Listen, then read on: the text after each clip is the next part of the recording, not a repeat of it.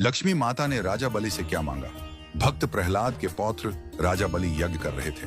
तभी उनकी यज्ञशाला में नारायण प्रभु वामन रूप में पधारे। वामन भगवान बलि के द्वार पर खड़े होकर दान की याचना करने लगे। राजा बलि ने कहा, मुनिवर, जो भी आपको चाहिए आप निसंकोच मांगिए। तब वामन ने कहा, मुझे केवल 3 पग भूमि चाहिए। राजा बलि ने संकल्प कर 3 पग भूमि का दान दे दिया। वामन भगवान ने अपना विराट रूप धारण किया। पहले पग में संपूर्ण पृथ्वी और नीचे के लोक, दूसरे पग में समस्त आकाश और ऊपर के लोक नाप लिए। अब तीसरे पग के लिए उन्होंने बलि से स्थान मांगा।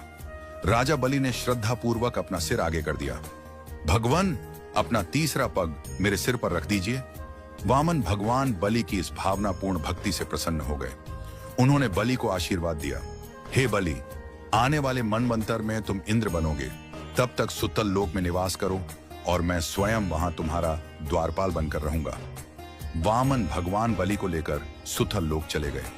जब नारद मुनि ने यह सारा वृतांत माता लक्ष्मी को सुनाया तो माता लक्ष्मी को चिंता हुई और उन्होंने उपाय पूछा। नारद जी ने संकेत दिया, बलि की कोई बहन नहीं है। माता लक्ष्मी यह संकेत समझ गईं। वो एक सामान्य स्त्री का रूप धारण कर सुतल लोक पहुंची। राजा बलि ने स्त्री को देखकर पूछा, माता, क्या चाहिए आपको? माता लक्ष्मी बोली, मेरे कोई भाई नहीं है और मुझे भी भाई के घर जाने की इच्छा होती है, पर मैं कहां जाऊं? यह कहकर वह रोने लगी। राजा बलि बोले, मेरी भी कोई बहन नहीं है, आज से हम भाई बहन हुए। माता लक्ष्मी ने बलि को राखी बांधी। बलि ने बहन मानकर उनसे कोई वरदान मांगने को कहा। माता लक्ष्मी बोली, भैया, मुझे कुछ नहीं चाहिए, बस तुम अपने द्वार पर खड़े इस द्वारपाल को मुक्त कर दो। बलि ने पूछा, बहन, तुम इस द्वारपाल को क्यों मुक्त करवाना चाहती हो? तभी लक्ष्मी नारायण भगवान अपने चतुर्भुज रूप में प्रकट हो गए। बलि यह देख भाव विभोर हो गए और बोले, मुझे क्षमा करें माता, मुझे ध्यात नहीं था कि आप स्वयं लक्ष्मी देवी हैं। माता लक्ष्मी बोली, भैया, इसमें तुम्हारा कोई दोष नहीं है, मैं तो अपने स्वामी को वापस लाने आई थी। फिर माता लक्ष्मी भगवान नारायण को सुतल लोक से बैकुंठ ले गई। जहां नारायण होते हैं वहां लक्ष्मी स्वतः चली आती हैं। नारायण अर्थात विष्णु देव जी। देवता का एक प्रमुख कर्म है परोपकार। जहां परोपकारी भाव होते हैं वहां लक्ष्मी जी स्वतः आ जाती हैं।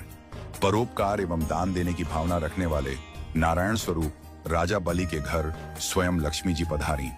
जिस घर में नारायण की सेवा होती है वहां लक्ष्मी बिना बुलाए चली आती है। जिस प्रकार बलि के घर में नारायण विराजमान हुए तो माता लक्ष्मी भी स्वयं वहां पहुंच गईं। बलि ने अपने जीवन में दान की प्रवृत्ति अपनाकर अनेक सत्कर्म किए, इसीलिए उन्हें नारायण की प्राप्ति हुई। और जहां नारायण आते हैं वहां लक्ष्मी भी पीछे नहीं रहती, वह स्वयं चलकर आ जाती हैं।